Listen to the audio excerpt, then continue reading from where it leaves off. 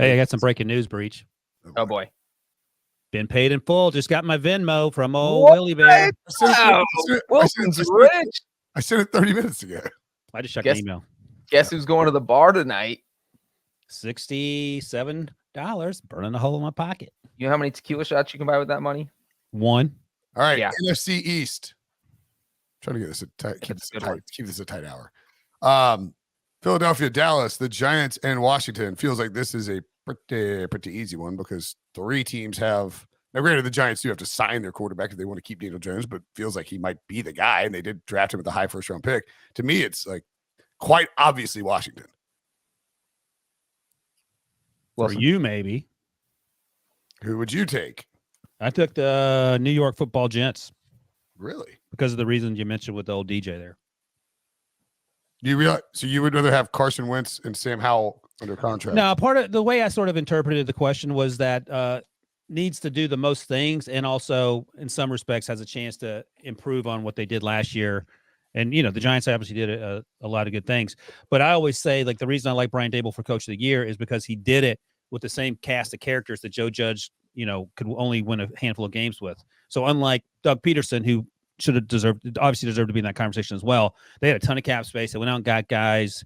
And Trevor Lawrence made the necessary steps, just like Daniel Jones did with Brian Daboll. But I think given what the Giants had to work with, Brian Daboll in particular, I thought he got the most out of the least. Kadarius Toney got traded. Wan'Dale Robinson got hurt, so they didn't have much in the way of receivers until Isaiah Hodgins showed up off the Bills practice squad. They have $58 million in cap space, and they do have their first-round pick, 9 total picks. And I think I can ask you guys this. It sounds like, well, it doesn't sound like it actually happened. Daniel Jones fired his agent, so you're probably going to have to franchise Saquon. So what are you doing with old Danny Dimes there? I just feel like Daniel Jones is going to sign with the Giants. It would be crazy not to if they want to sign him. Now, if Daniel Jones doesn't sign with the Giants, then you go to the Raiders. He could, but if you're Daniel Jones, like you just had the best year of your career after being like there are people chanting MVP in MetLife Stadium for you. You know, Brian Daboll came in and fixed you after, you know, just being looking like a massive bust because of all the different coaches you had. He's like Will Smith and Hitch. Is that what you're saying? Brian Daboll is? I've actually never seen Hitch, but how have you never seen Hitch? That's embarrassing. That's the most embarrassing thing I've ever said out loud. What? Even Brian, I call him Brian Westbrook. I don't know Westbrook's real name. Even he's seen Hitch. I feel like both Saquon Barkley and Daniel Jones will be inclined to stay with the Giants because of the bounce back performances that they had this year. Now they're not going to do it for free, but like if you choose between tagging Saquon or tagging Daniel Jones, you tag Daniel Jones. I think that Jones would be more likely to resign. You tag Saquon. I mean, this is not what they're going to do. I think Jones is more likely to sign back with the Giants without being tagged. Yes, but I would if it came down to it and like you had to risk both guys hitting the open market, I'm tagging Daniel Jones before I tag Saquon, and unless I'm like about to work out a deal with Daniel Jones. Because look, the second you allow one of these guys like a quarterback to potentially hit the open market, I mean the Raiders could lob tons of money. I mean the Jets could lob tons of money at him. He doesn't have to change stadium. You know, like I'm not saying he would want to do that. Just that if somebody's like, we'll give you $40 million a year, you're taking, you're probably taking that money. And the franchise tag on year one is 32.4 for quarterbacks. So that's a bargain if you don't want to pay him 40. Right. The other part of that is though, is if you're Daniel Jones and like you guys just said, and you just had the best year of your career with a new coach who was actually competent, do you really want to switch teams and start all over learning a new offense after you just figured out, kind of unlocked your talent and said, hey, this coach unlocked my talent. Do I want to go to an NFC South team or do I want to go to the Raiders where I'm going to finish in third place because I'm behind the Chiefs and the Chargers talent wise? It just seems like if I'm Jones, it'd be crazy. Like you also know, you also like if you go to let's say you go to the Jets, right? Which would be so weird if you played in the same stadium on a different team. But you don't know what how long Robert Saleh's gonna be the coach there. Like you have a good systematic understanding of how long Brian Daboll was. Like, you know, like what kind of leash Brian Daboll has here in New York. And I think it's pretty long after making the playoffs in his first year after all the struggles of the Giants the previous few years. So, you know, you don't know how long Frank Reich's going to be in Carolina. You don't know. There's some safety to New York that you don't have in other spots that I think will be like comforting to Daniel Jones, the idea of re-signing there. And so that's why I think he probably resigns. Yeah, and I had Commanders down as my answer. I think the Giants have the much bigger issues in terms of Daniel Jones, Saquon Barkley. You have to bring in receivers, so they do have. But you could also franchise tag Daniel Jones and transition tag Saquon Barkley. But the Commanders have no idea who their quarterback is going to be. Their offensive line isn't great. They need help on defense. Could add some secondary depth. I mean, like they just have a lot of issues they need to fix, and it does feel like new offensive coordinator Eric Bieniemy, who, I mean, look, everybody is. Are you going to go Shady McCoy here? No, I didn't hear what Shady McCoy said. Oh, he said that Bieniemy's going to be a failure in Washington. I mean, I got a bunch of texts from people who are Washington fans who are like, why did we just steal the Chiefs offensive coordinator? That doesn't make any sense. So I was like, well, I think maybe the Chiefs were interested in some transition and maybe a changing of that. And Eric Bieniemy probably believes that if he wants to get a head coaching job, he has to do it. You know, he has to be an OC somewhere other than Kansas City because of for whatever reason, the credence that's being given to Andy Reid being part of the reason why, you know, the offense is successful and not Bieniemy. And right. I understand. It's a rough offense to fix, though. You know, you got to get a quarterback in there. It's a real rough offense to fix. You got to fix Carson Wentz or like just take Sam Howell to the next. You went from Patrick Mahomes to Sam Howell voluntarily, unless there's something going on in the background, which I believe that there probably is. To me, just way more issues. There's also the concern about the selling the football team, and there may not be a lot of money during free agency as well to get players to make the roster less sucky. Yep. And that it also is tough if they're selling the team. Like that would be weird as hell if it was like if Ron Rivera was the head coach for 2 of the 3 last sold franchises. Wouldn't that be bizarre? He was the coach when the Panthers got sold? Yeah, and then Tepper fired him after like a year. Wouldn't it be crazy and more bizarre if a new owner, like a sale got finalized in August, and he's like, I don't like any of this coaching staff. You guys are all gone. So Bieniemy never even gets to coach it down with the. Would it be even weirder if Jerry Richardson bought the Washington football team and kept Ron Rivera? That would be weirder because and then called them the Panthers. The Washington Panthers. That would be bizarre. Okay, we all agree Washington, or Wilson has Giants. I'm going Giants. All right, moving along to the NFC North, where the Detroit Lions may actually be favored to win this division after a 9-win season. You pull a breach? What's that? You pulled a breach. What'd I do? The Detroit Lions. Detroit. Got to put the D in Detroit, Ryan. Put the D in Detroit. Wait, what did I say? You said Detroit. Detroit. Yeah. Detroit. Okay. Detroit. Minnesota Vikings, Detroit Lions, Green Bay Packers. Again, I think it comes down to 2 teams here. Do you want to go with the Green Bay's got to figure out their quarterback situation route, or do you prefer the clearly weakest roster in the entire division with the Chicago Bears? So Bob McGuinn said this on a podcast, I believe, that the Packers and Breech's doppelganger, Matt LaFleur, they are done with Aaron Rodgers. Now, that feels like a story that gets recycled every 12 months, Breech, so I don't know how much truth there is to that, so on and so forth. So I am just going to wait that story out. So I'm going to go with the Chicago Bears.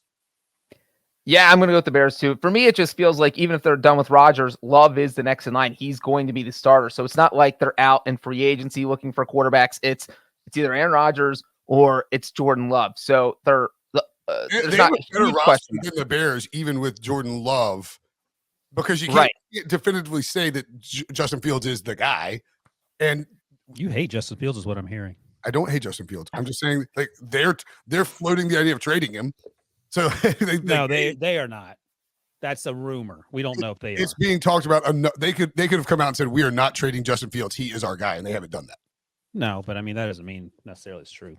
But my point being is that I think if you look at the 2 rosters, you have, I don't hate Justin Fields. They won't come out and say he's the guy. NFL on CBS Billy thinks you hate Justin Fields as well. No, seriously. Billy just needs his own username. He's like, he's out here. You could make the case that Jordan Love could be better than Justin Fields. Like that is not an outrageous case. We don't know. Yeah, I don't know if you can make that case after seeing Jordan Love play that one crappy game against the Chiefs 2 years ago. Like I have a lot of questions about Jordan Love for sure. I feel pretty good about Justin Fields. He got hurt down the stretch because, he was running 45 times a game. But the good thing about Justin Fields, even though we don't know everything about him, the Bears, Breech, have $118 million in cap space. They also have the first overall pick. They're going to trade down, get even more draft picks because of that. I can't imagine they stay put. It would be idiotic to draft a quarterback because that means you can't address the other needs, and that you're giving up on Justin Fields. And when you trade him to the Raiders and he blows up, then that's a whole PR thing you have to have pushback on. But I think you got to fix the offensive line. You got to fix the wide receivers. Chase Claypool will be a Hall of Famer, but him aside, you got to fix the defense because you lost Robert Quinn, you lost Roquan Smith. So there are a lot of holes to fill. They're not going to re-sign David Montgomery, I don't imagine, but you can find a running back later in the draft.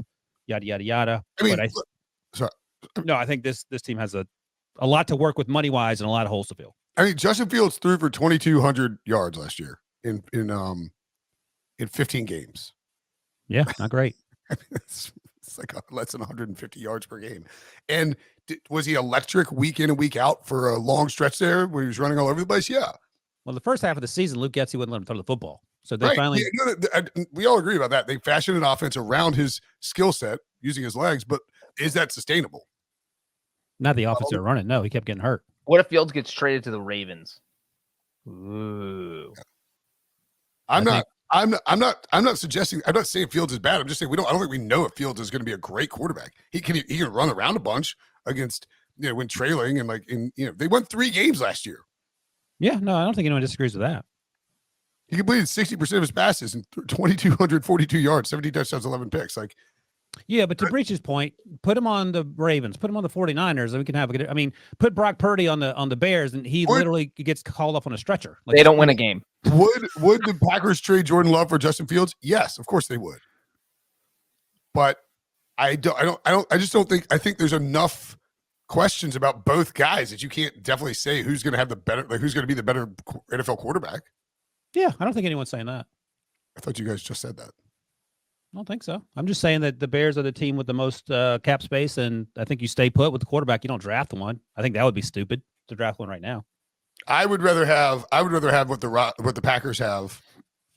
I would rather be the Packers than the Bears right now. You have well, right. So we all agree the Bears are the team that needs the most. That's what we agree on. I mean, but the thing is about this division, the crazy part, and Brinson, you mentioned at the top that the Lions will probably be the favorites, and that's why aren't the 13-win Vikings? Because they have a ton of needs too. Their whole defense needs to be overhauled. So it's not when your first place team is staring at some of the biggest question marks. That really makes this division up for grabs. They got a defensive coordinator that's very good.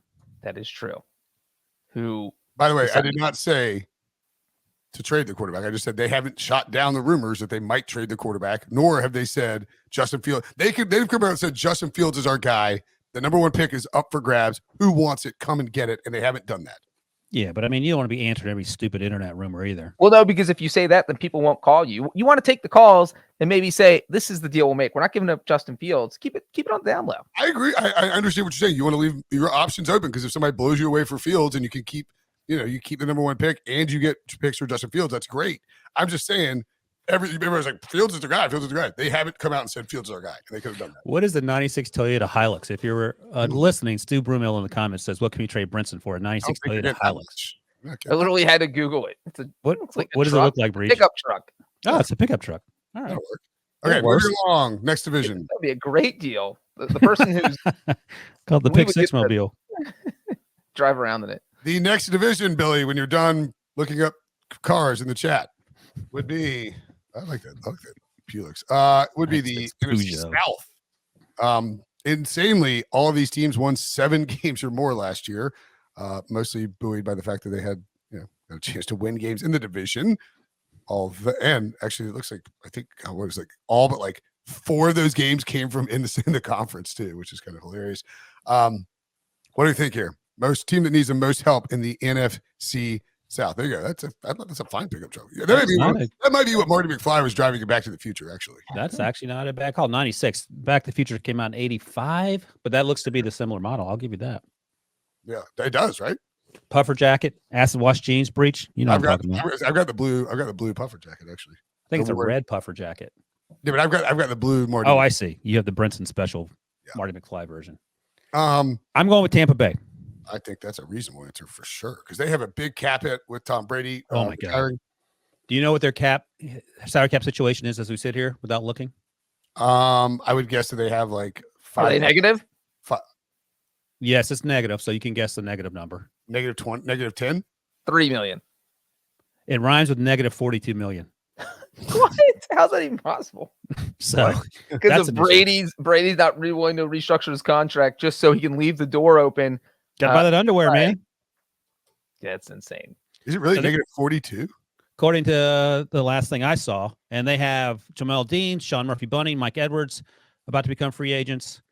Over the cap currently, as of right this second, looking it up, has them at negative 55 million. Oh gosh, I cut him a bargain. So they have Levante David they have to worry about in terms of bringing him back, or do they want to move on from him? So they have a ton of issues. Yes, they play in a terrible division, but they don't have a quarterback. I think the only quarterback under contract right now is Kyle Trask, who's played 3 snaps maybe. I may be over-exaggerating. So I think Tom Brady's cap number gets adjusted at some point, right? I Well, mean, only if he's willing to restructure his contract, but then that would keep the whole argument there is that you would have to push the money. Brady would have to add years. And if he did that, he's locked the Buccaneers if he ever thought about coming back.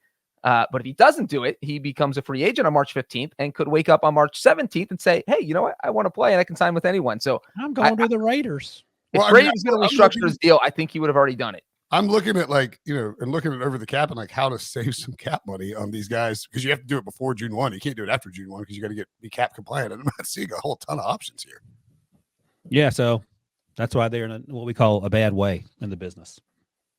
Where are they coming up with this $52 million? That's what happens when your retired quarterback has a $35 million cap hit. Like you've got to restructure. Let's see what there's. Okay, so they could get, and actually, I don't think Brady's restructure does that much. You get $25 million with restructures with Chris Godwin and Mike Evans. You can get another almost $20 million restructuring Shaquille Barrett and Donovan Smith. Well, there you go. Another 60. There's always money in the banana stand in the NFL, so you can come up with it. It's just you're gonna have to bang out these restructures and get guys cash immediately, and it still doesn't solve your problem at the quarterback position. That is true. Do you guys have different teams, or is that too easy of a? I think we all agree the Buccaneers on this one. I think it's the Buccaneers. Yeah, that's pretty easy. The team that won the division is in the worst shape. Well, I mean, you lose a Hall of Fame quarterback who retires. Okay, what's next? The NFC West. Ooh. Was that last? This is last. Wow. Brinson, do you want to stand, as the kids say, for your sorry excuse of a team that won the Super Bowl last year? You mean 2 years ago? A year ago. 12 and a half months. The Rams? I mean, I don't think the Rams need the most help. I don't think so. Look at the Rams as my team. This is awkward. I got the Cardinals as My team is Seattle. Ooh. Oh my God, we all have different first one. Bing, bing, bing. I mean, we all have different teams. I can be talking to Seattle because you don't have Geno Smith under contract. Geno's going to want a ton of money, and He's going to want Daniel Jones money. Yeah, but like, it's one thing. It's one thing when you're winning 9 games with a surprise Geno Smith on a really cheap backup quarterback contract. It's another thing when you have to pay Geno Smith $30 million a year. You're gonna pay him more than that. By the way, let me ask you this: who has a better year, productivity wise, not wins wise, productivity wise? Eugene Cyril Smith III or Russell Wilson the zero? I think it'll be a lot more comparable than it was last year. I'm asking you, didn't answer the question. I'll say Russell. Breech, do you want to get in on this? I'll say Russell. I'm the guy who picked the Broncos to win the Super Bowl last year, so I cannot jump off the bandwagon now. Well, Geno ain't riding back again, just so you guys know. I mean, the Cardinals to me, like I think, don't they have to say they're going to trade DeAndre Hopkins? You got to figure out a way to trade DeAndre Hopkins. Who's going to want him on the second trade? You got Kyler Murray. You've got Kyler Murray. You got a new head coaching staff with like guys who are largely new in all their roles. You have Kyler Murray, who is, coming off of a season where he'd signed a massive contract. He had a Call of Duty clause in there. He's now going to be, we don't know when he's going to be back. It might be October before he's back. You have 3 of your 5 offensive linemen are free agents, and you have a defense that is fine, but I mean, it has a ton of free agents who are like in terms of like second tier guys and depth wise. You just don't have a bunch of blue chip guys on there. God, Zach Allen's already a free agent. That's crazy. I don't know, man. Like, there are a lot of concerns there. I went with the Seahawks because they have $52 million in cap space, according to what I'm looking at. They're going to re-sign Geno, so some of that money will go away. If they fix the defense, and they had a lot of holes in that defense outside of Tariq Woolen, it feels like.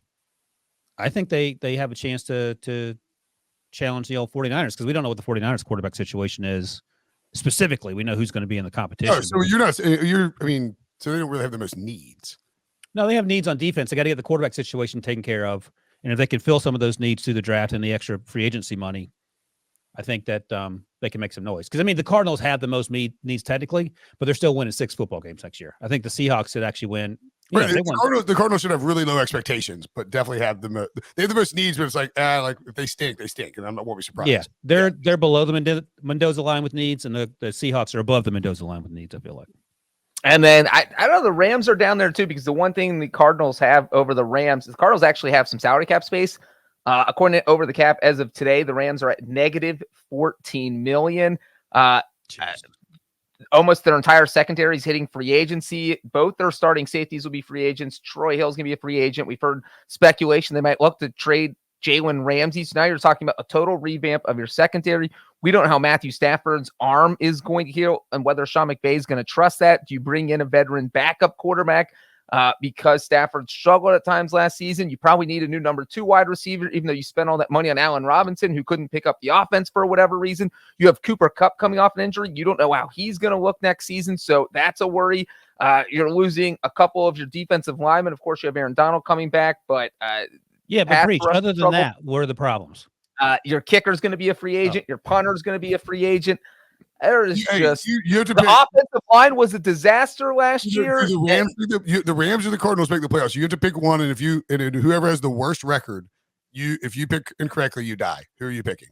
Well, because of Sean McVay and Sean McVay alone, I'm taking the Rams. Yeah, I don't know. Jonathan Gannon could be Nathaniel Hackett. I don't know who Jonathan Gannon is, other than he keeps getting compared to Michael Scott with these introductory meetings going into the Cardinals organization. So, knowing nothing about the man other than he was good at his job in Philadelphia for 21.5 weeks, I'll go with Sean McVay. Yeah, I mean, that's the thing. You still have McVay. You still have you bring in Mike LaFleur. You hope that'll help improve the offense. Maybe you take it a little slightly different scheme. The offensive line has to be better. Cooper Kupp needs to be healthy. You need to find. I agree with all the stuff you're saying. I would just much rather be the Rams than the Cardinals. Now, again, you go back to what Ryan mentioned with expectations. And frankly, you could even say with the 49ers, you could even bring the 49ers into this too, if you wanted to, and say that for a team that won 13 games, Brock Purdy unlikely to be ready for the start of the regular season. We don't know what Trey Lance is. Like if we're weighting expectations in this, the 49ers can at least be mentioned. And that's why the Seattle Seahawks are going to the Super Bowl. Heard it here first. Bold predictions already? This is not a bold predictions podcast, Wilson. Seahawks playing Broncos. Seahawks win 85-0. The Rams have a bunch of blue chip players. The Cardinals have Seahawks Bengals. The Cardinals have a bunch of question marks. Yeah, it all comes down to Jonathan Gannon. Because I mean, like if Brian Dable had get hired for that job, like let's just say he left. Knowing what you know, yeah. That's what I'm saying. He left the Giants after 1 year and got the Cardinals job, and then I had to make the die bet on the Super Bowl or the playoff winner. I might go with the Cardinals. No, you wouldn't. But I understand what you're saying. You know what though? How about you draft the Cardinals with your first pick in our Super Bowl draft in August? I'm the defending champion, so I don't get to go first. Seems unlikely. Oh yeah, that's right. You picked last.